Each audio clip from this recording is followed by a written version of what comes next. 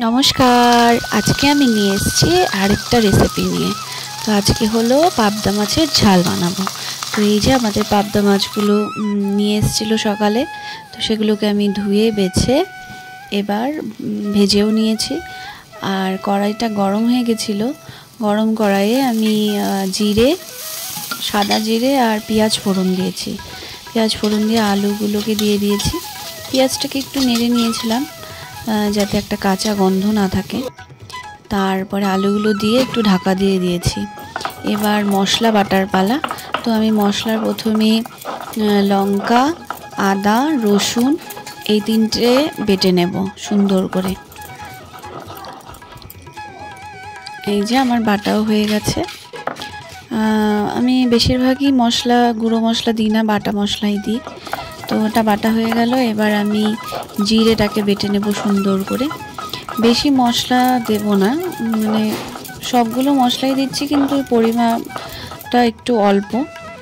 তো এগুলোকে সুন্দর করে আমি বেটে নিয়ে তারপরে আলুগুলো প্রায় সেদ্ধ হয়ে যাবে, তারপরে আমি মশলাটাকে দিয়ে দেব। তো এই যে আমার বাটা হয়ে গেছে। আর এরপরে বাটবো হচ্ছে পেঁয়াজটা। এই যে একটু পেঁয়াজ বাটা দেব। পেঁয়াজ ফোড়নে দিয়েছি।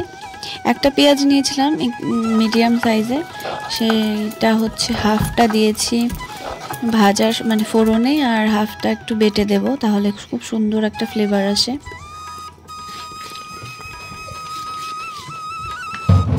আর এই যে আমার আলুটা প্রায় ভাজা ভাজা হয়েও গেছে, সেদ্ধ হয়ে গেছে অনেকটাই।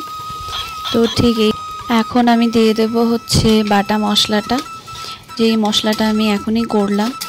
তো মশলাটা দিয়ে সুন্দর করে কষিয়ে নেব। এখন আমি মশলাটা দিয়েছি, ঢাকা দিয়ে দিয়েছিলাম। মশলাটা এখন দেখি কষেছে কিনা। তো অনেকটাই হয়ে এসছে।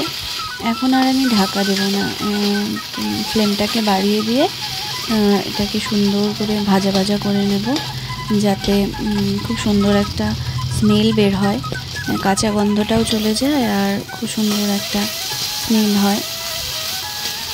তো এই যে মশলাটা থেকে তেলও ছেড়ে গেছে।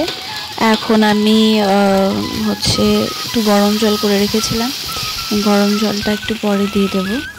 তো এই যে হয়েও গেছে, এখন আমি জলটা দিয়ে দিচ্ছি।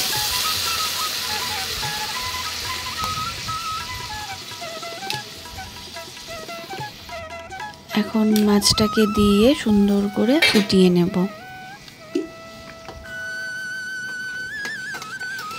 এই যে মাছটাকে দিয়ে ফেলেছি। এবার ঝোলটা ফুটে আসলে একটু গরম মশলা দেব। আর এই যে একটু গরম মশলা দিয়ে ঝোলটা অনেকটাই ফুটে গেছে, ঢাকা দিয়ে দিই। ঢাকা দিয়ে দিয়ে তারপরে আলুগুলো একদম সুসেদ্ধ হয়ে গেছে, এখন নামিয়ে নেব। আর রেডি আমাদের পাবদা মাছের ঝাল।